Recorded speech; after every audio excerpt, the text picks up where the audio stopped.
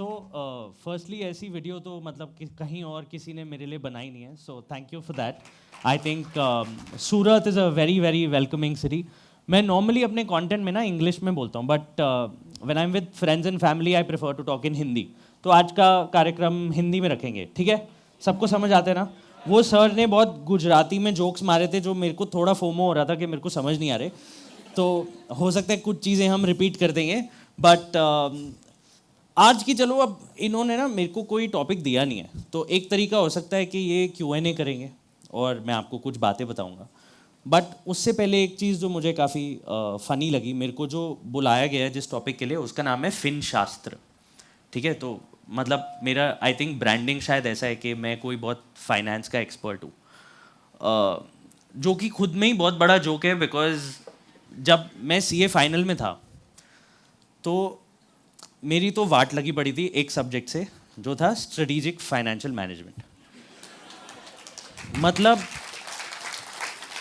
इतनी जो कहते हैं ना किसी चीज़ से मौत आ जाती है, मतलब वो लिटरली आई वाज लाइक ये क्या है, ये कुछ नहीं समझ आता। ब्लैक शोल्स और क्या क्या ही हो रहा होता है। जबकि मैथ्स तो मतलब मेरे को 12th में मैथ्स लेनी ही नहीं थी। मैंने अपने पेरेंट्स को बोला हुआ था मैं तो कुछ IT का सब्जेक्ट ले लूँगा, कॉमर्स के साथ मैथ्स नहीं लेंगे। बट मम्मी ने लगाया एक और मैथ्स में साइन अप करवा दिया। एनीवे, तो इतना बुरा मेरा SFM का पेपर हुआ था, इतना बुरा कि मुझे था कि घर आके जब लगाते ना सारे मार्क्स, तो मैं लगाया जा रहा था कि इसमें दे भी दे, मतलब दे भी दे तो कितना बनेगा, दे भी दे तो कितना बनेगा। तो कर आके ना मतलब ये था कि बुरा से बुरा 28-30 आ जाएंगे और बहुत अच्छे से अच्छा 36 आ जाएंगे। तो मतलब बिल्कुल मन बना लिया था कि यार ये तो फेल है इस बार, CA फाइनल तो फेल है। तो जिस दिन रिजल्ट आना था उस दिन भी ऐसे ही बैठा हुआ था कि ठीक है यार, क्या ही देखना है, अभी दोबारा देना पड़ेगा। बट उस दिन भगवान में शायद भरोसा ज़्यादा ही बन गया था, क्योंकि जब मार्क्स देखे तो 40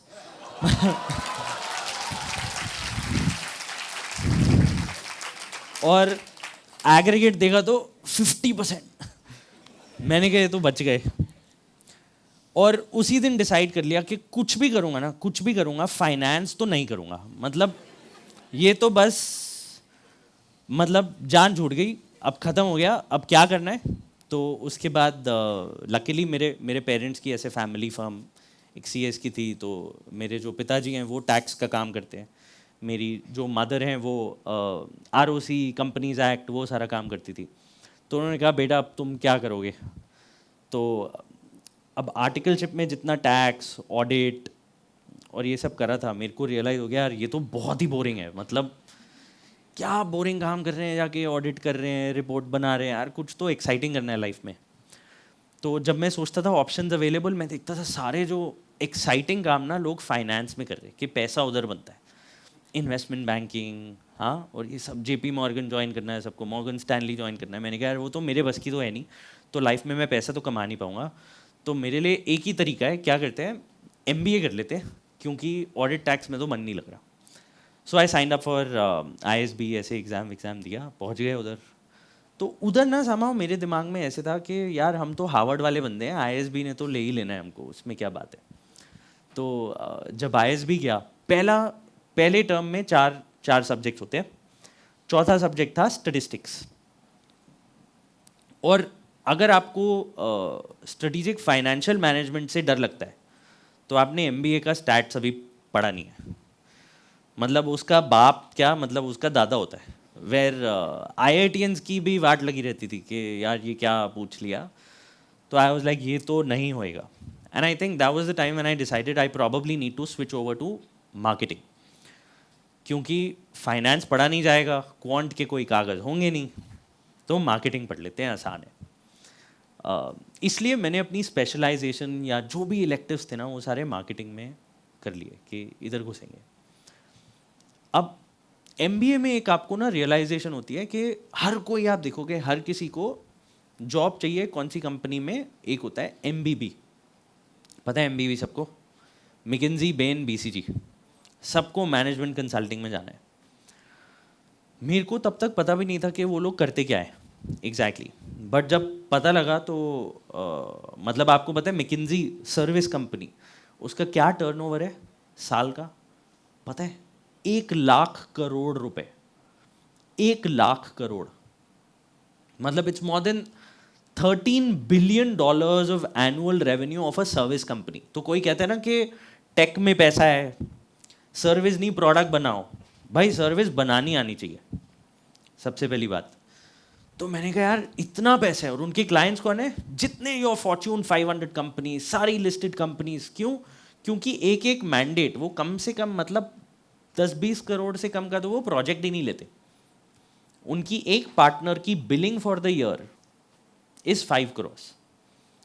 तो अगर 6 महीने का भी प्रोजेक्ट है, 4-5 लोग काम करेंगे, तो कम से कम 10-15 करोड़ की तो बिलिंग होती है सर्विस की। लाइक ये इंडस्ट्री बढ़िया है, इधर घुसेंगे। But McKinsey, Bain, BCG type में तो एडमिशन होगा नहीं। And I also realize it's very difficult to compete with them. तो क्या करना चाहिए? इंडिया में कितने स्टार्टअप्स आ रहे हैं जिनको मदद चाहिए? कितने एमएसएमईज हैं? एमएसएमईज को कुछ भी पूछना होता है, किसके पास जाते हैं? एक ही कंसल्टेंट होता है उनके पास, सीए के पास जाते हैं। मेरे फादर के पास भी आते थे, पूछते थे अरे ये ऑपरेशंस में प्रॉब्लम हो रहा है, ये मार्केटिंग में प्रॉब्लम हो रहा है, ये वो। तो my father would always give great advice with the best of his intention. But एक पॉइंट पे मेरे को रियलाइज़ होने लगा कि हम सारे सीएस के पास ना सब कोई ऐसे बिजनेस की प्रॉब्लम लेकर आता है, लेकिन ज़रूरी नहीं है हमें हर चीज़ का आंसर पता हो। इस कमरे में तो हम बात कर सकते हैं क्योंकि हम ही लोग हैं, बाहर नहीं बताएंगे।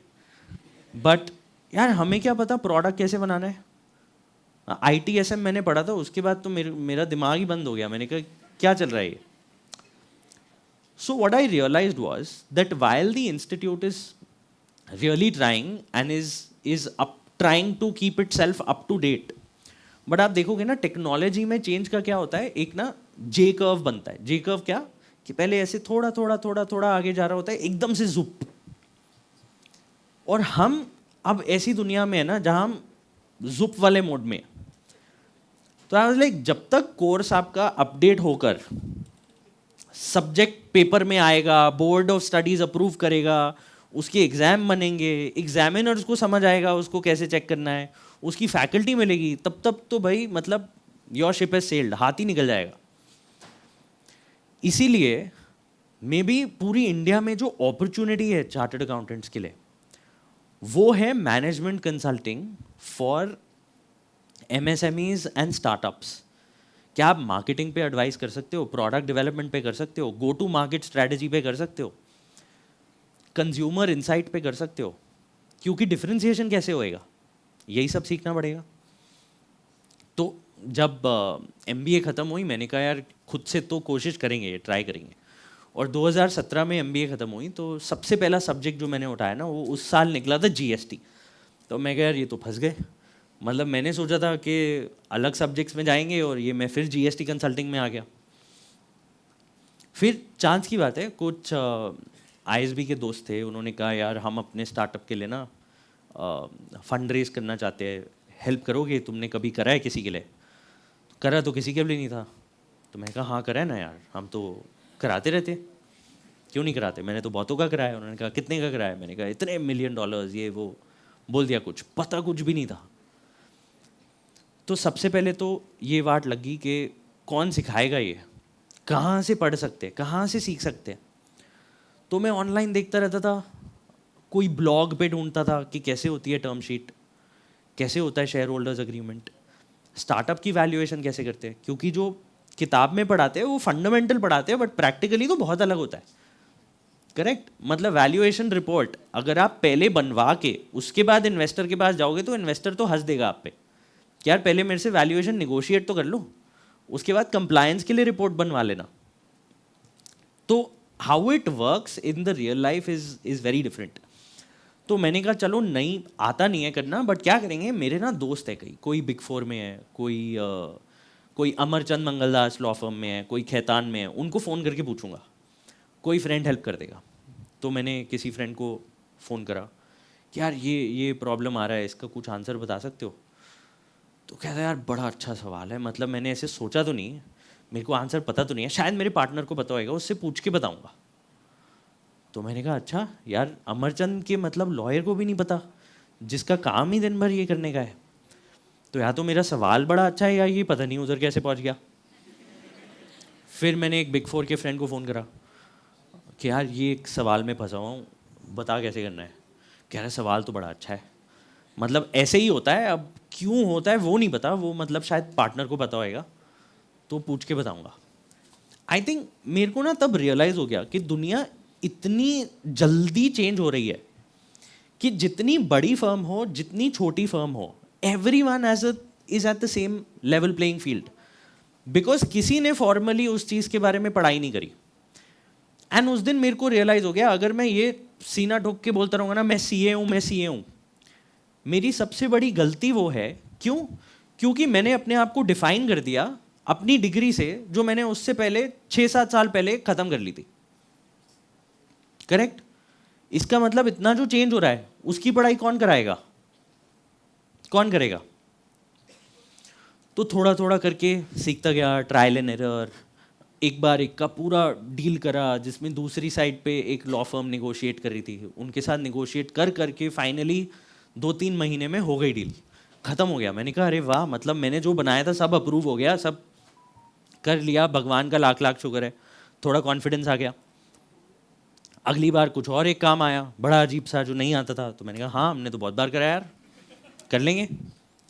क्यों? क्योंकि तब तक रियलाइज़ हो गया था कि अगर मुझे नहीं आता ना तो बाकी किसी को भी नहीं आता, किसी को नहीं आता यार। The moment you realise that you are a 12-year-old, हमारी प्रॉब्लम ही जिंदगी में तब शुरू होती है जब हम बोलते हैं अब सीए हो गए यार, अब तो मतलब जाके फोड़ देंगे, या पढ़ाई खत्म हो गई। नहीं भाई, उसके बाद तो पढ़ाई शुरू होती है। तब तक तो बस पेपर ही तो पास कर रहे थे। सीए की पढ़ाई में जो करा था वो fundamental was very important, but उसके बेस पे कोई पैसा नहीं कमा सकता, राइट? फिर क्या है, रोज ना मेरे को क्लाइंट्स सिमिलर से क्वेश्चन पूछते रहते थे कि इसकी वैल्यूएशन कैसे करें, को फाउंडर में इक्विटी स्प्लिट कैसा होना चाहिए। तो मैं रोज़ उन चीज़ों का जवाब देता रहता था। तो मैंने कहा यार थोड़ा तो ऑटोमेट करना पड़ेगा, सेम चीज़ों का जवाब मैं बार बार दिए जा रहा हूँ, कितना टाइम वेस्ट हो रहा है। तो FAQs की ना वीडियो बना देता हूँ। एक तो होता है कि आप ब्लॉग पे लिख सकते हो, ब्लॉग पे लिखोगे, कोई पूछेगा आप उसको लिंक भेज दोगे, लेकिन उसको मज़ा नहीं आएगा, वो बोलेगा यार इसने तो कहीं से लिख लिख के भेज दिया, मेरे को तो इसका व्यू चाहिए था। बड़ा वीडियो में खुद बता रहे हो ना तो क्लाइंट को कंफर्ट होता है, हाँ इन्होंने बताया, इनका आंसर है। तो मैंने क्या करा, चलो वीडियोस बना के कुछ FAQs को ऐसे डाल देते हैं इंस्टाग्राम पे, और किसी ने तो देखना नहीं है, कोई सवाल पूछेगा तो उसको लिंक भेज देंगे। That was automating answering FAQs, ताकि थोड़ा टाइम अनलॉक हो जाए दिन में काम करने के लिए। नहीं तो हर कोई बस फ़ोन ही आंसर करता रहता है, हाँ जी गुप्ता जी, हाँ जी शर्मा जी, बस बताते रहते सबको। फिर I realize that those videos were being used at my office as training material by my staff. मैंने कहा वैसे क्या है, हर महीने हम एक दिन एक सैटरडे ट्रेनिंग का रखते हैं, तो अब ये तो अच्छा है, अब ऐसे एक दिन निकालने के बजाय तो रोज़ कुछ ना कुछ तो सीखता रहेगा स्टाफ। फिर उनको भी जवाब देना आ जाएगा क्लाइंट को, कि कोई फ़ोन करके पूछेगा वो नहीं बोलेंगे हाँ सर से पूछ के बताएंगे, right? So that was the second thing. फिर क्या हुआ, रोज़ बनाता रहा। 3 महीने बाद ना टॉपिक ही नहीं मिल रहा। बैठे हुए हैं सोच रहे किस चीज़ पे बनाए, सब चीज़ पे तो बना लिया, टैक्स पे बना लिया, ये बना लिया। फिर रियलाइज़ हुआ जब टॉपिक नहीं मिल रहा ना, तो रियलाइज़ हुआ कि यार तुमको इससे ज़्यादा टॉपिक्स पता ही नहीं है ज़िंदगी में। मतलब 10-12 साल हो गए सीए बने, अगर लिखने बैठोगे ना किन चीज़ों पे बोल सकता हूँ मैं आज, सिखा सकता हूँ, किन चीज़ों को पढ़ा सकता हूँ, गारंटी ले लो 100 से ऊपर टॉपिक तुम बता ही नहीं पाओगे। क्योंकि ज़िंदगी जो है ना, सीए प्रैक्टिस और सीए की जॉब, वो वही 40 से 50 सवालों में ख़त्म हो जाती है। TDS, GST, income tax, accounting standard, वो भी उतना ही यूज़ होता है जितना काम में आ रहा है। सारे थोड़ी अकाउंटिंग स्टैंडर्ड यूज़ करते हैं। मतलब टोटल कितने होंगे सोचो, 40 होंगे तो उसमें से बेरली 15-20 से ऊपर तो यूज़ ही नहीं कर रहे होते। तो इसका मतलब अगर यूज़ नहीं कर रहे तो कितना रस्ट होते जा रहे हैं। And you know there is a commodity market and there is a specialised market, right? तो हर साल अगर इतने सीए निकल रहे हैं और सबको वही 100 टॉपिक पता है, तो आप क्या कमाओगे? कमोडिटी मार्जिन ही तो कमाओगे। कई लोग जो बोलते हैं जीएसटी रिटर्न 500 रुपये में हो रही है, कितनी बुरी बात है भाई? बुरी बात क्यों है? अच्छी बात है, 500 रुपये में हो रही है। पूरी दुनिया ने ठेका थोड़ी लिया है कि नहीं आप सीईओ तो आपको 2,000 रुपये ही देंगे जीएसटी रिटर्न कराने के. With technological advancement prices for commodity services and products has to come down, which is great for the economy. जब क्लियर टैक्स आया था ना, क्लियर टैक्स पे लोग करने लग गए थे रिटर्न्स अपनी, तो सब बोल रहे थे करो क्लियर टैक्स से, जब नोटिस आएगा ना तब आना हमारे पास, कराओ 100 रुपये में रिटर्न. है बेकार नहीं यार, इट्स अमेजिंग अगर उसने कर दिया है वो. तो instead of taking it as an offence, that's a realisation for us to figure out कि नहीं यार कुछ तो इसके ऊपर ऐसा करना पड़ेगा या ऐसी नॉलेज ऐड ऑन करनी पड़ेगी जो मार्केट में नहीं है. तो आई थिंक वो 3 महीने ना वो वीडियो डालने के बाद मेरे को रियलाइज़ हो गया और तो कुछ आता नहीं है. तो आज तो भाई अगर पढ़ना नहीं शुरू करा तो तुम गॉन हो लाइफ में. तो अब कहाँ से बढ़े? मेरे को था कि मेरे को कंसल्टिंग में घुसना है, मेरे को स्टार्टअप्स के बारे में जानना है. तो अगर आप देखोगे फंडामेंटली सारी जो लर्निंग स्टार्टअप्स की है, सारा ecosystem, you know when you look at how cultures in business across the world differ. Japan में जो है ना, जापान में they optimize for only one thing which is my customer should not leave me. If my customer leaves me तो मेरी तो बहुत ही बड़ी बेइज्जती हो गई कि वो मेरे को छोड़ के चले गए, because the relationship is more important than the money we make from them. And if you think about it, because Japan is the most aged population in the world, तो जो लोग बड़े होते जाते हैं ना, उन्होंने जिंदगी में कमा लिया होता है, तब उनको क्या होता है यार रिश्ते निभाने हैं. उन्होंने मेरा इतने साल साथ दिया तो आज मैं उनका साथ दूंगा, लॉस पे भी है ना तो कर दो. इसलिए Japan's entire economy, why is it that Panasonic is shut in India? So I was the auditor for Panasonic in India and they shut 3 years ago. Why? Because they could not compete on prices and they realized no, we have to continue to sell to our customers at whatever cost or whatever price we've promised and we can't reduce it. But sorry, that's not how the world works. So Panasonic and a lot of Japanese companies are really shutting down in the world because that's what they optimize for. If you look at Germany, normally पूरी दुनिया में हाँ छुट्टी कितनी allowed होती है साल में? 2 हफ्ते की. 2 हफ्ते की छुट्टी अलाउड होती है legally in most statutes around the world. In Germany it is 6 weeks. Why? Because Germany optimizes for employees.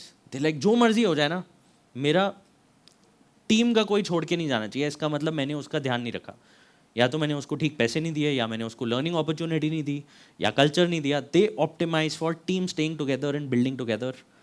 Why? Because it's been an engineering economy. They realize how people need to come together, build projects together. That's what they optimize for. In the US, where there has been massive capital, they always optimize for market share. कि जो मर्जी हो जाए loss पे बेच दो, but market ना खा जाओ. सबको आदत डाल दो हमारे ही प्रोडक्ट की. We have so much capital, we'll pump in. शुरू के 5-7 साल कर लेंगे loss, but everyone should be using our product और service only. Once they get used to it, we will keep increasing the price and make super profits, but we'll wipe out every competitor. Okay, they always optimize for market share. But when you look at developing economies like India, they will always optimize for profits. Look at African countries. They always optimize for profits. Why? Because capital इतना available नहीं था.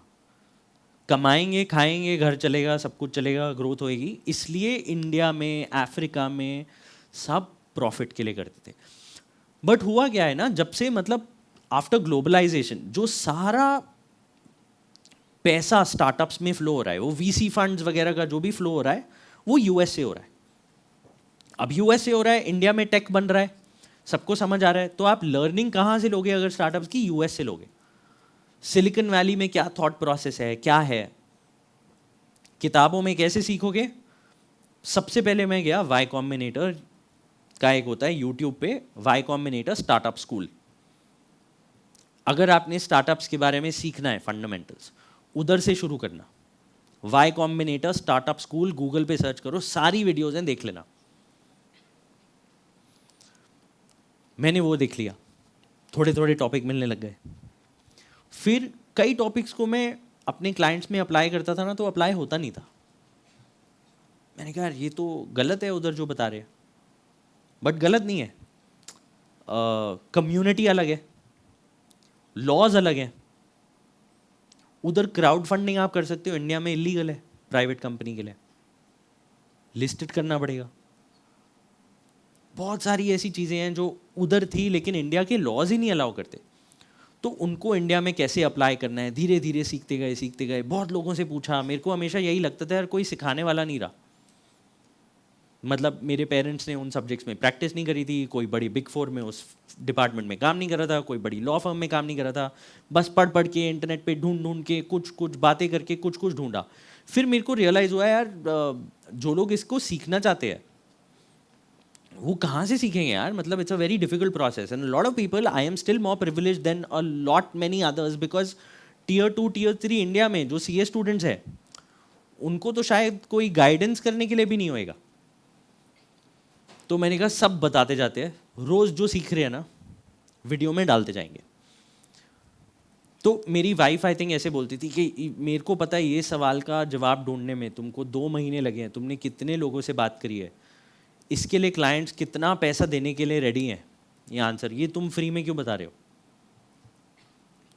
तो मैंने कहा यार अगर मैं वही सोचने लग गया ना तो शायद मैं मतलब हेल्प नहीं कर पाऊंगा लोगों की।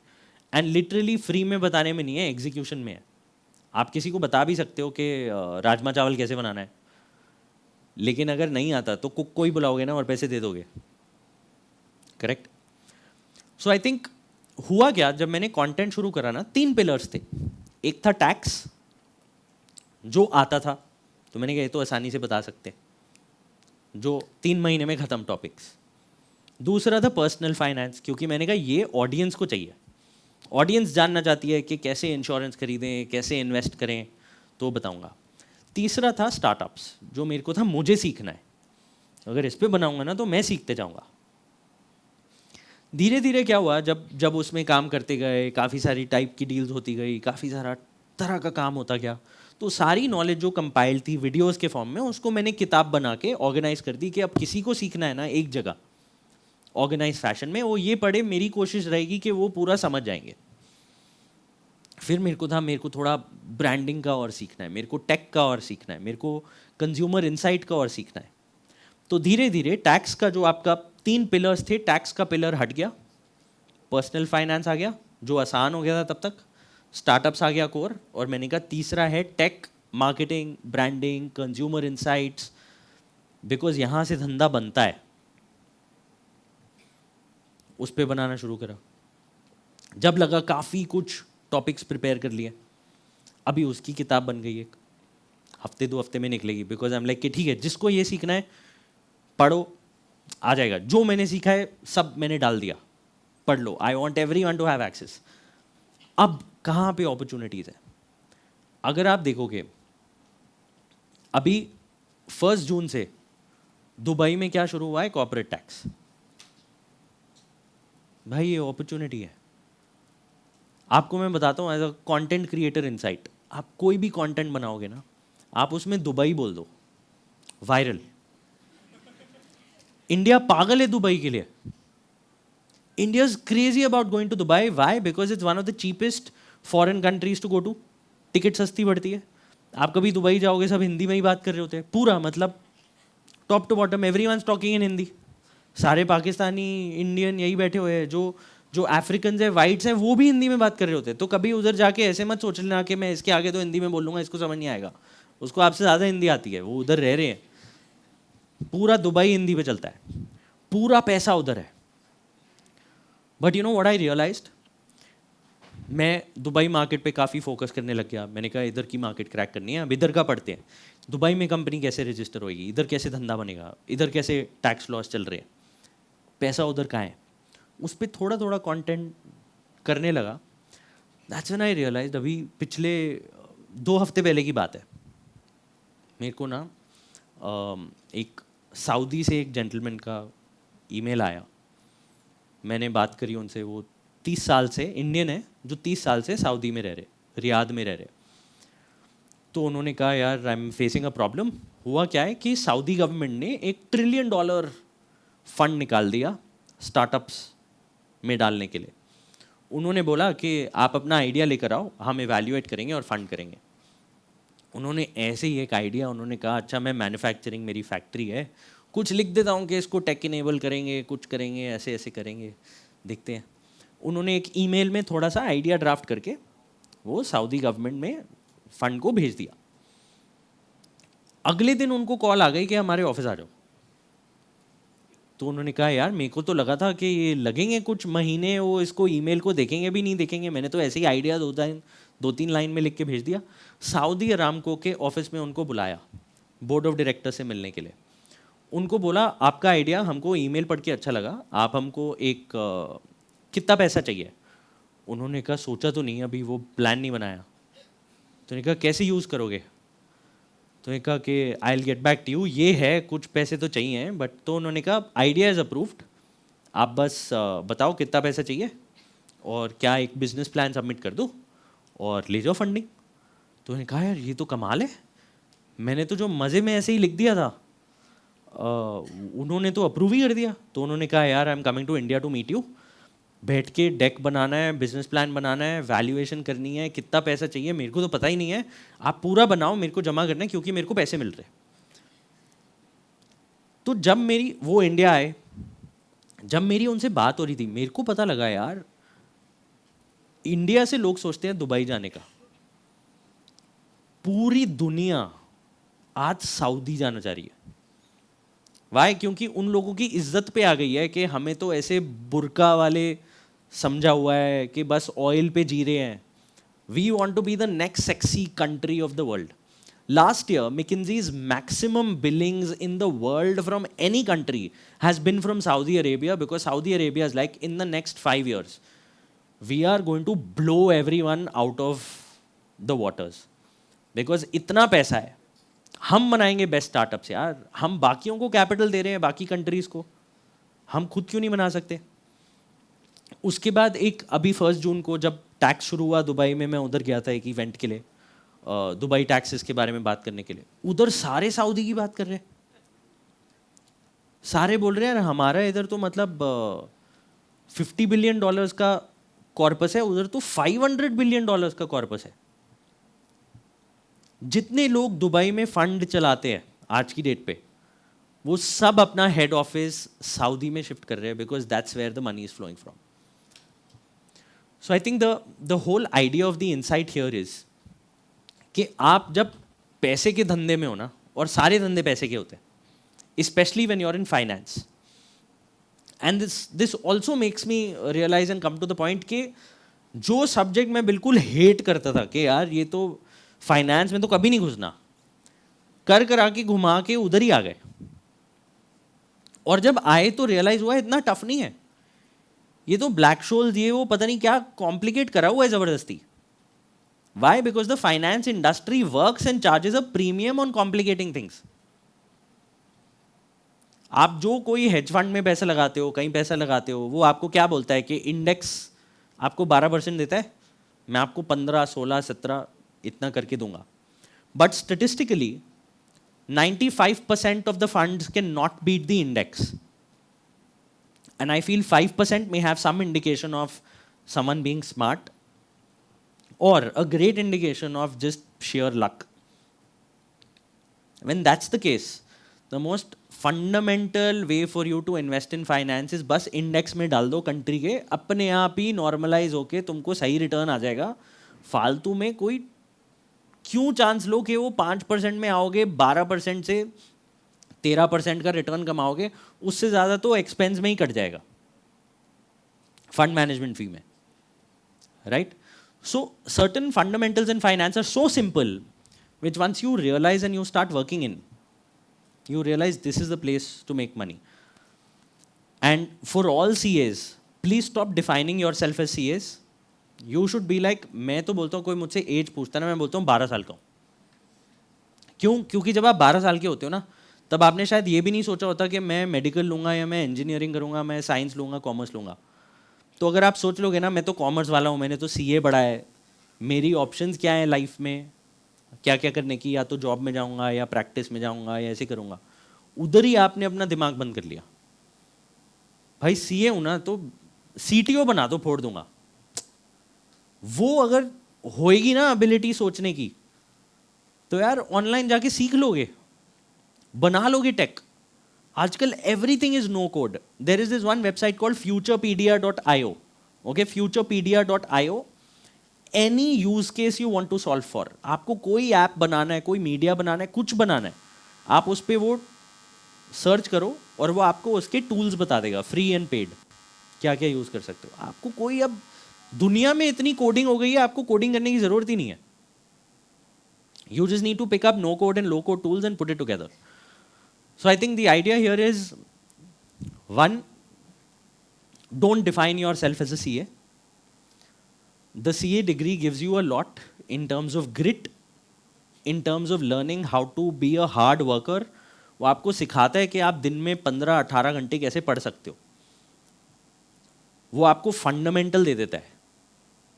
लेकिन उसके बाद कोई IITN से कम नहीं हो, कोई IIM वाले से कम नहीं हो, वो सब गेम ना माइंडसेट का होता है।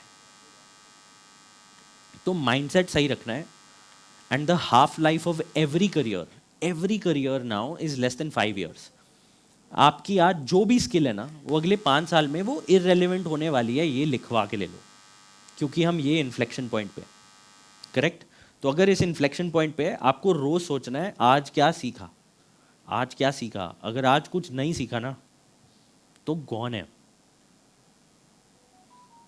और रोज सीखने का एक तरीका है, अगर कोई एक एटॉमिक हैबिट्स बुक पढ़ी है सबने, पता है उसमें होता है ना कि आपको सिस्टम बिल्ड करना पड़ता है, रोज का ना सिस्टम, हैबिट का सिस्टम होता है। तो मेरा सिस्टम अभी है कि जो सीखा उसको लिंक्डइन पे लिख दो, वीडियो बना दो, एक टाइम के बाद अपनी टीम को बोल दो कि वो टॉपिक्स को सब्जेक्ट वाइज ऑर्गेनाइज करते रहे, एक किताब बन जाए, ताकि खुद का पढ़ा भी तो भूल जाते हैं ना। तो जो पढ़ा होएगा जाके मैं खुद की किताब पढ़ता हूँ, हाँ ये बताया था, याद आ गया। प्रैक्टिकल है यार, कोई नहीं याद रख सकता है इतना, मैं तो नहीं याद रख सकता। मेरे तो मतलब SFM के पेपर में ही गंजा हो गया था मैं, ये हेयर स्टाइल नहीं है, ये हट गए थे बाल मेरे। तो रोज जो सीख रहे हो उसको रिकॉर्ड करो कहीं। It could be in writing, it could be in the form of a video, it could be on a tech platform, it could be on Notion, it could be in notes. Then tag it into relevant subjects, build a knowledge management system for yourself. That's the only way to ensure that you're learning every day. And कई ऐसे जो है ना, कई content creators हैं, मेरे बहुत अच्छे दोस्त हैं। एक है फाइनेंस विद शरण, हाँ। तो एक बार मेरे को एक मीटिंग में जाना था, मैं उससे पहले ना कॉल पे बात कर रहा था, हम कुछ डिस्कस कर रहे थे। तो मेरे को मीटिंग में जाना था, मेरे क्लाइंट थे उस टाइम पे CEO ऑफ लंबोर्गिनी इंडिया, तो मेरे को उनके ऑफिस जाना था। तो मैंने कहा जल्दी बात ख़त्म कर, फिर मेरे को जाना है उधर। और वो मेरे को उस दिन टिप्स दे रहा था कि यार तू क्या बोरिंग कंटेंट बनाता है, थोड़ा ऐसे बाल लगा, मूंछ लगा, कभी लड़की बनो, कभी बाबा बनो, ऐसे एंटरटेन दी ऑडियंस। तो उसने कहा अभी तुम उसको मिलने जा रहे हो ना लंबोर्गिनी के CEO को, तो उधर जाके ऐसे कैमरा उठाना और बोलना hi guys guess where I am today. मैंने कहा वो लात मार के निकालेगा मेरे को। क्यों? Because you don't have to be a content creator. Content today is the best channel for you to market yourself. And the biggest thing, I think the biggest subject which is not taught in the CA course, which we all will have to take the onus ourselves, because it's not the institute's responsibility to teach it to us. It is our responsibility as marketing. जो दिखता है वो बिकता है। अगर खुद को market नहीं करना आएगा ना, कहाँ से पैसा कमाओगे यार? जंगल में मोर नाचा किसने देखा? सर ने बोला था ना कि भाई सांप तुम्हें क्यों काटेगा, तुम काटने के लायक ही नहीं हो। बनो यार कटने के लायक, कि आए तो सही सांप, डंडा उठा के मारूंगा मैं। क्यों भाई? Skills, everyday learning, the most important vertical in your business और इन योर लाइफ, जॉब भी करते हो ना, is L&D, learning and development. जिस दिन मैं एक पीस कंटेंट नहीं डालता ना, मेरे को नींद नहीं आती। मैं सोचता हूं यार आज एक भी मैंने नई चीज नहीं सीखी, एक चीज में 10 सेकंड में 30 सेकंड की एक चीज नहीं सीखी। लानत है, कैसा दिन था। जिम जाते ना, हेल्थ का ध्यान रखते, तो स्किलिंग का मतलब कोई सिस्टम ही नहीं है लोगों का। तो 1 इंसाइट एवरी डे, 15 सेकंड की इंसाइट ढूंढ लो, एक लाइन की इंसाइट ढूंढ लो, बट प्लीज ढूंढ के उसको कहीं लिख लो। बिकॉज रोज जब एक एक एक एक चीज नई सीखते जाओगे ना, दैट इज योर मोट। another good friend of mine, Raj Shamani. He's a great friend of mine. I'm his executive coach. I help him with how to build his business and everything. वो मेरे को बोलता है आप ऐसे ऐसे बनाया करो, शॉकिंग कोई बात बोल दिया करो, थोड़ा एंटिक्स करा करो. What I've realized is they are in the business of content creation. I'm not in the business of content creation. But if I have to beat everyone, also at distribution, market में होता है ना कि धंधे को कैसे, दो तरीके होते हैं बीट करने के मार्केट को. एक होता है कॉस्ट, या तो सबसे सस्ता बनाओ जिसके लिए तुम्हें बहुत माइट चाहिए, बहुत डिस्ट्रीब्यूशन चाहिए. तो इंडिया में तो कौन वो बीट कर सकता है? टाटा, रिलायंस, अडानी, इसके अलावा कोई नहीं कर सकता उनको बीट कैपिटल और डिस्ट्रीब्यूशन में. दूसरा होता है डिफरेंशिएशन. कोई ऐसा नीश पकड़ लो, कोई ऐसी चीज़ पकड़ लो जिसके लिए प्रीमियम पे हो जाए. तो जब तुम्हारे पास पैसा नहीं होता ना कॉस्ट पे compete करने का, तो यही चीज़ होती है. एंड वॉट इज योर मोट? मोट होता है ना कि क्या यूएसपी क्या है तुम्हारी. Your moat can be as simple as one insight every day. I guarantee you, अगर मतलब रोज बस एक 15 सेकेंड की एक नई लर्निंग कर लोगे ना, 1 साल बाद तुम क्या होगे ना, तुम पहचानोगे ही नहीं. और ये मैं कैसे बोल सकता हूँ, आईएसबी में मेरे को चाहे गोल्ड मेडल मिला था बट कोई पढ़ाई के लिए नहीं मिला था, मेरे को ऐसे ऑलराउंड एक्सेलेंस के लिए मिला था. बिकॉज मेरे को पहले टर्म में ही रियलाइज हो गया था इन लोगों को तो मैं बीट ही नहीं कर पाऊंगा पढ़ाई में. तो मैं क्या है, मैं इवेंट ऑर्गेनाइज करूँगा, मैं स्पोर्ट्स भी कर लूँगा, मैं सब कुछ कर लूँगा. मतलब मैं एडमिन का काम भी करा दूंगा, मैं गर्लफ्रेंड भी बनाऊंगा इस साल में, मैं सब कुछ करूँगा इस साल. मैंने ऐसे सोच के किया था, बहुत सारी चीज़ों में मैं घुस गया था. तो उस टाइम पे भी मेरे को ना बहुत अंडर कॉन्फिडेंस होता था, क्योंकि जो क्लास में लोग डिस्कशन करते थे ना, कोई इकोनॉमी की बात करता था, कोई टेक्नोलॉजी की बात करता था. तो कभी डिबेट चल रही होती थी क्लास में, तो मैं देखता था एक बंदा कोई बात कह रहा है कि ऐसे होना चाहिए इकोनॉमी में. मैं कहता था बहुत सही बात है, आई एग्री विद हिम. फिर दूसरी साइड वाला काउंटर करता था ना, तो मैं कहता था यार ये भी सही बात कह रहा है, ये भी बहुत सही है. तो फिर मेरे को लगता था कि ये या तो अच्छी बात है या ये बुरी बात है. अच्छी बात है कि मैं रिजिड नहीं हूं, मैं बड़ा फ्लूइड हूं, मैं इसकी भी समझता हूं, मैं उसकी भी समझता हूं, मैं तो बहुत अच्छा नेक आदमी हूं, मैं ऐसे दिमाग मैंने पका नहीं रखा, I am very open to new ideas. But बुरी बात क्या है, खुद का ओपिनियन ही नहीं है. क्योंकि ओपिनियन कब होता है? नॉलेज से ओपिनियन बनता है. पूरा साल मेरे को इतना अंडर कॉन्फिडेंस था ना, I am telling you genuinely, I was in depression while I was at ISB because I was so underconfident of not knowing anything, not knowing enough compared to my peers. I was just like यार मेरे को तो पता ही नहीं है कुछ. उसके बाद जब जब थोड़ा कंटेंट शुरू करा, रोज पढ़ना शुरू करा, 1 साल बाद ना एक फ्रेंड की शादी थी, उधर गए.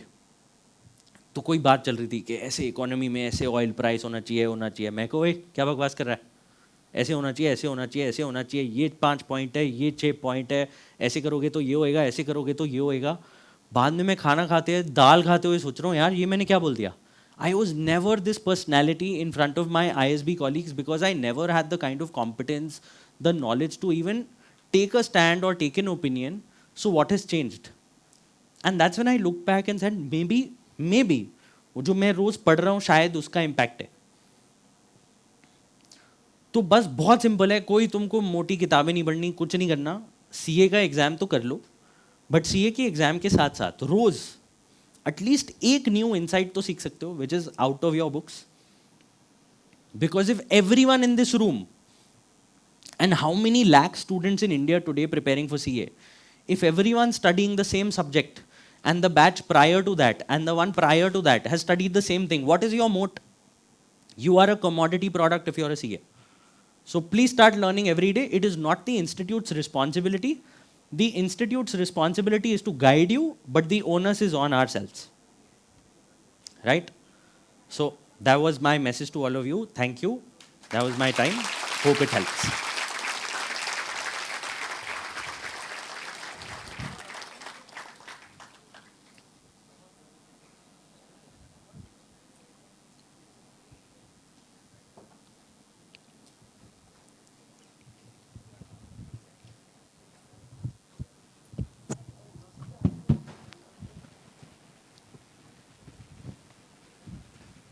Thank you, sir. Thank you for the motivation. I'm extremely glad and privileged to share the stage with you, interact with you. First of all, I would like to give a short intro as you are running short of time and you have to attend another event. So basically, Aman Badala this side, also a managing committee member of Vikasa Surat. So directly coming down to the line to the questions because I know audience is also interested to Sure. interact. Why not? अच्छा. आप इस तरफ sir. Okay.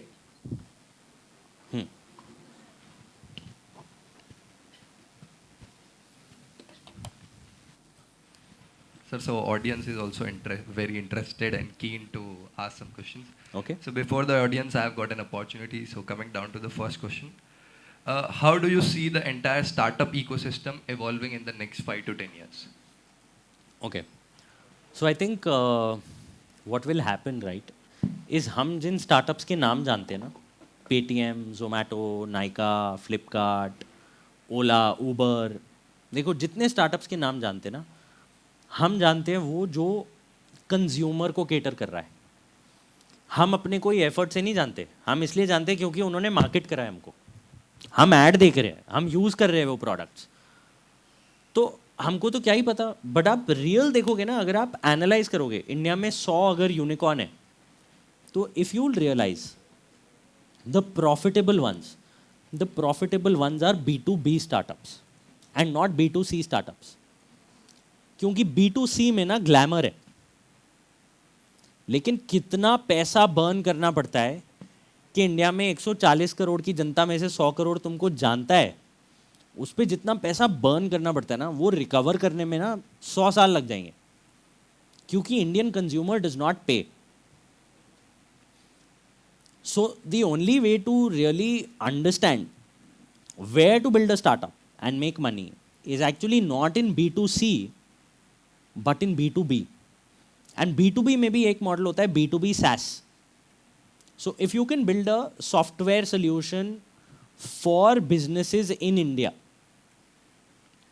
and make them pay microtransactions, that's where the moat is, that's where the opportunity is.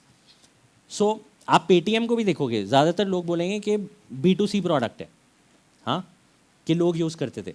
But government, or government, you are not competing with other startups, you are competing also with the government. Because if you're in the consumer space, it is primarily the government's responsibility to also provide something which is a public good to the public of its nation. And because India's government is so tech savvy and so ahead of so many other national governments in tech adoption, अगर आप B2C product बनाओगे for the masses, you are competing with the government. Paytm भी जब UPI आया, पूरा game खत्म. कैसे पैसा कमाएंगे? Because that commission is gone, people can transfer money on UPI. So how do they make money? They make money on the sound boxes. 200 रुपए हर merchant से ले रहे. What is it? It's a B2B SaaS product. If the monthly subscription is 200 rupees, it's a B2B. That's where they make money. So remember, money is in B2B and preferably B2B SaaS if you can work on. I think that's where the ecosystem will be in 5 years. A lot of D2C brands will realize it's very hard to compete. It's very unsustainable. So if you have to build, maybe that's one cube. So you believe Amazon, Myntra, everything would be replaced by ONDC in the coming years? They will all have to partner with the ONDC, and I think the ONDC will not remove them completely, because if it does, it will kill the zeal of people to build B2C products. So I think the government is going to play like a very safe stand in ensuring that it doesn't kill the entrepreneurial zeal, and they will find a way to partner together and create an opportunity for these platforms also to make money. So ultimately they become a subsidiary of a one government body, right? Ultimately, they're all dependent on the government's regulation and the government's women fancy, so to say. So is there a positive notion that we are continuing, or you believe there's some sort of discrepancy in this? No, I think it's amazing, because if the government is doing it, that means our government is great that it's building a tech platform for the benefit of the consumer. तो government क्या चाह रही है कि कोई monopoly powers पैसा ना कमा ले, वो तो हमारा भला ही चाह रही है. तो as a consumer it's great. But if you come to the other side as an entrepreneur, then maybe while you build this, focus on making money from the B2B side rather than the consumer side. I mean, you can't replace the government and be like कि मैं public good बनाऊंगा. उधर फिर आप glamorous बन जाओगे, आपका नाम बहुत हो जाएगा, बट फिर शायद पैसा कहाँ से आएगा, वो तो B2B साइड से ही आएगा. सर आपने स्पीच में मेंशन किया कि क्लियर टैक्स है, 100 रुपये में रिटर्न फाइल करा रहा है. So sir ultimately CA as a profession कहीं वो वैल्यू डाउन नहीं हो रही, क्योंकि एक स्टैंडर्ड है, एक रेट पे हम फाइल कर रहे हैं, रिटर्न हो गया, income tax return, and somebody comes in and charges a low price, तो पूरे मार्केट को फिर उस प्राइस पे केटर करना पड़ता है. मैं एक बात बताता हूँ, जिस दिन मैंने ISB ज्वाइन करा था ना, पहला दिन ओरिएंटेशन प्रोग्राम था. उस साल ISB का बैच साइज उन्होंने 650 से 900 पे कर दिया था. और सब जो भी आए थे ना, सबको यही प्रॉब्लम थी, यार इतनी ज़्यादा सीट्स करोगे तो डाइल्यूट नहीं हो जाएगा ब्रांड, वैल्यू क्या रहेगी. तो ये बातें ना वो लोग बोलते हैं जो डिफरेंशिएशन ढूंढ नहीं पाते, हु फील लाइक कि भाई मैंने करी है ना CA, तो मेरे पास क्लाइंट क्यों नहीं आ रहे, मेरे को पैसा क्यों नहीं दे रहे. भाई किसी को नहीं फर्क पड़ता. So the CA institute gives you a lot in terms of skills, but that responsibility to compete with tech is completely yours. At the end of the day, after becoming a CA, do you want to hire accountants who will do these returns for you, or you yourself want to sit and do these returns? If you've done CA, you should ideally be using yourself for better things. You should be planning a tech software, you should be implementing a tech software or a finance ERP in some company. You should be doing transfer pricing matters. You should be doing international tax jurisdiction treaty shopping kind of things where you're trying to evaluate के क्या structures हो सकते हैं tax optimisation के. उधर मोट है, उधर पैसा है. So I think whatever is a commodity service, don't think it's your bread and butter. People can get it done from accountants for cheap, and we all know how easy it is यार. मतलब articleship में कर लेते हैं ना सब, ITR GST, तो फिर CA बन के भी वही काम करेंगे तो क्या फ़ायदा है. And so, how do you believe that? What is the impact of shows like Shark Tank India on the Indian entrepreneurial journey, or overall the youth? How do these shows are creating an impact or creating some negative sort of impact? No, I think it's great from a motivation perspective. मैं बहुत क्या motivate हुआ था. सूरत में ये क्यों हुआ था लास्ट ईयर, एक इवेंट के लिए मैं आया हुआ हूँ, 21/72 स्टार्टअप समिट. हाँ, तो वो क्यों हुआ था, क्योंकि शार्क टैंक ने इतनी जागरूकता करी तो इधर आए. अब हुआ क्या, कुछ 100 स्टॉल लगी हुई थी एग्जीबिशन में, अलग अलग स्टार्टअप्स की. कोई EV में है, कोई ऑर्गेनिक फार्मिंग में है, कोई टेक प्रोडक्ट बना रहा है, किसी ने कोई सॉफ्टवेयर बनाया है. तो मैं जब फाउंडर से बात कर रहा था उधर, तो मैं पूछ रहा था अच्छा व्हाट यू डू, ये वो. तो पूरा अपना बिजनेस का बताते थे, एंड में बोलते थे कि हाँ मैंने एजुकेशन में CA करा था. लास्ट ईयर की बात है, मैं इतना खुश हुआ था ना, मतलब लिटरली ऐसे था 70% स्टार्टअप के फाउंडर CAs थे. उस दिन मैं खुश हुआ था कि शार्क टैंक ने करा क्या है, या ये इकोसिस्टम ने क्या करा है कि CA को भी रियलाइज़ कराया यार कि मैं भी बिजनेस बना सकता हूँ. I don't have to be defined by my degree. So I think that's a positive. Negative क्या होता है, मे बी ऐसे होता है कि जिन लोगों को किसी चीज़ के बारे में ज़्यादा पता होता है वो बोलते हैं बहुत सिंप्लीफाई कर दिया, ऐसे थोड़ी वैल्यूएशन होती है, क्या बकवास कर रहा है. तो फिर जब क्लाइंट्स आपके पास आते हैं और बोलेंगे कि ऐसे वैल्यू होता है, ऐसे वैल्यू होता है, आप बोलोगे यार क्या ही सीख के आ रहा है वो. But that's okay, that's a very small side effect. I think the great thing is जितने लोग इंस्पायर होंगे बिजनेस बनाने के लिए, उतना देश बढ़ेगा.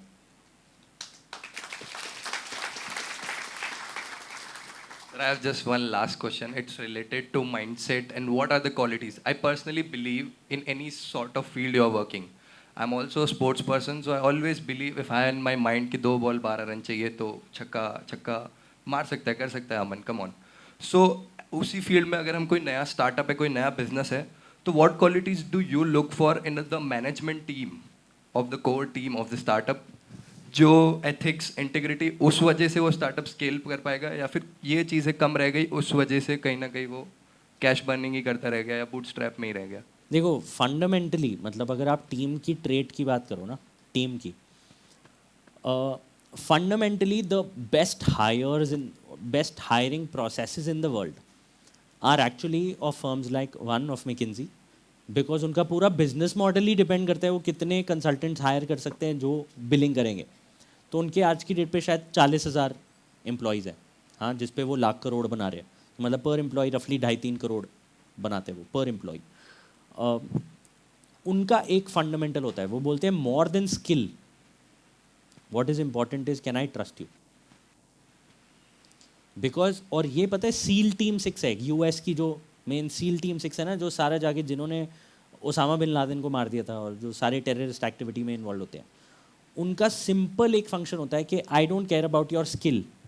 स्किल एक बेसिक थ्रेशोल्ड होना चाहिए, but I have to trust you, because if I trust you blindly I know काम निकल जाएंगे। बट अगर ट्रस्ट में इंटेग्रिटी में प्रॉब्लम आ गई ना, फिर जितनी मर्जी आपकी स्किल हो कोई फ़र्क नहीं पड़ता। मिकिन्जी फायर कर देता है अगर इंटेग्रिटी इश्यूज हैं, अमेजॉन फायर कर देता है, and it's not because of some data leak और something, it's because businesses are built not by individuals, it's built by a collective team of humans. Nations are built by humans and communities together. So trust has to be most important. Okay.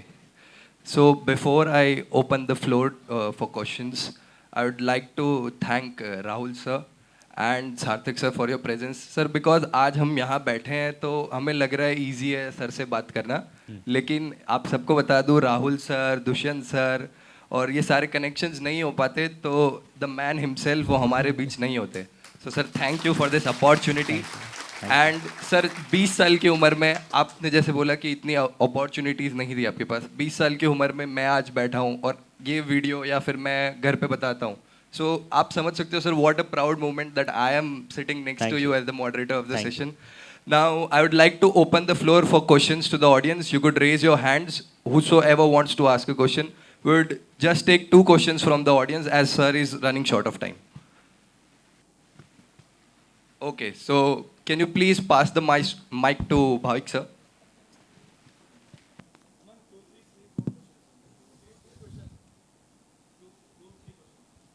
बहुत लंबा नहीं पूछना। So Sarthak, what's your vision with the firm that you're running today? There is no vision. I think मेरे को ना ये realise हो गया था 2 साल पहले कि leverage is very important in business. तो the easiest business decision for people to grow is always और बंदे हायर कर लेते हैं। तो I think somewhere I realized our firm was at about 25-30 people, which was a little too much. And I said, yeah, what we need to optimize is not for the number of people, but for the amount of leverage. And I won't take credit for this idea, but it's Naval Ravikant who said that there are 2 things in the world that scale. What is it? Code and content. Yeah? तो या तो आप take के base पे scale करते हो या content के बेस पे स्केल करते हो। So I thought premium services, premium knowledge जो शायद बहुत कम लोग जानते हो दुनिया में, वो मैं ज़्यादातर तक पहुंचाऊंगा, उस तरह से स्केल करूंगा। मैं क्या करूंगा कल को, मैं कहीं टेक कर रहा हूँगा या मैं कुछ मार्केटिंग कर रहा हूँगा या मैं योगा इंस्ट्रक्टर बन जाऊँगा, मैं स्कूबा डाइविंग करूँगा, वो मेरे को भी नहीं पता। My thing is the world is changing so rapidly that my 20-year vision is just 1 insight or 1% better every day. I think that's what I focus on. वो होएगा तो कुछ ना कुछ तो बना लेंगे। Amazing. Pass the mic to the guy in orange kurta. There. Hello sir, Vivan Jhaveri here. So my question is very basic from a student perspective. You said to take insights every day. But for me sir, for I guess every student, हमारा दिमाग बहुत विवरिंग होता है. So we don't know कि किस topic से. So sir, would you guide us के like we can set for a weekly basis के आज in a week 7 topics, pick 7 topics every week. So on those 7 topics we gain knowledge every week, monthly or yearly, so that in that way कि we can generalize. अगर sir insights तो there are 360, there are thousands of topics we can get insights on. But for us, what can we optimize in that way कि किस topic पे we should get insights weekly, monthly or yearly? Okay, तो I think कभी भी ना मैंने ऐसे नहीं सोचा था कि मेरे को टैक्स की इंसाइट ढूंढनी है। क्यों? क्योंकि मेरे को इंटरेस्ट ही नहीं था उस सब्जेक्ट में। या मेरे को ऑडिट अकाउंटिंग स्टैंडर्ड की इंसाइट ढूंढ के लाऊंगा, क्योंकि मेरे को इंटरेस्ट ही नहीं है। तो सबसे पहले तो आपको ये देखना होगा कि आपको किस सब्जेक्ट में इंटरेस्ट जगाना है, और इंटरेस्ट जिस चीज़ में जगाना है ना, वो ऐसी चीज़ में जगाओ जो चढ़ता सूरज हो। मतलब होता है ना, what ever market is growing, what ever opportunity is growing, try to grab onto it and start learning in that. So I think first thing is doing a trend analysis or trying to understand कि दुनिया में क्या चीज़ कौन सी market ऊपर जा रही है, कौन सी कंट्री, जैसे मैंने आपको सऊदी का एग्जांपल दिया. अभी इतना सुन के पिछले 1-2 महीने में मैंने जब रिसर्च करने लगा तो मेरे को लगा यार सऊदी में एक्चुअली काफ़ी क्रेजी हो रहा है, बहुत कुछ हो रहा है. So now these days I am driven towards figuring that out and being like let's go in that direction, let's figure it out, let's build a business there. कुछ तो होएगा, क्या होएगा नहीं होएगा पता नहीं. So I think one thing is just reading generally and trying to identify trends of the world, now not just limited to India. Second, interest जगा लो उसमें. अगर इंटरेस्ट नहीं आ रहा तो फिर खुद सेल्फ मोटिवेशन नहीं है तो.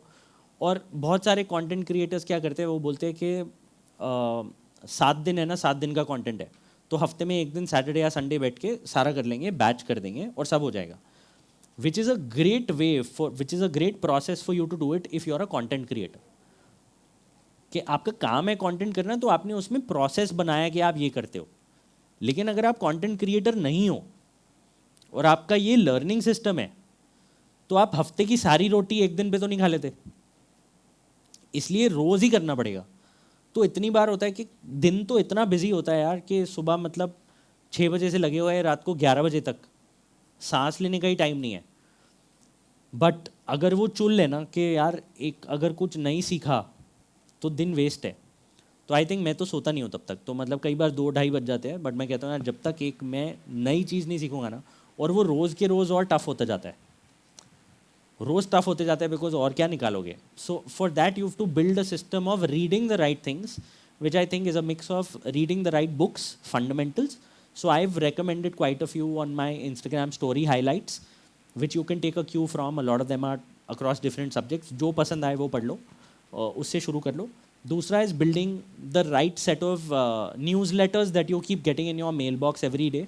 Set aside 30 minutes to read high quality newsletters. If you want to start with something I would say start with the Ken, that is a good starting point. Paid है, साल का शायद 3,000 रुपये है, महीने का 250 रुपये पड़ता है, बहुत ज़्यादा नहीं है, but it's an investment in your knowledge. So start there. It will expose you to different industries, different trends, and then maybe you can discover where to double down on. Thank you so much, sir. Sir, ultimately लोग जाने नहीं देंगे, but you need to go. So I would request Thank you. Anshul Podar to take over the session.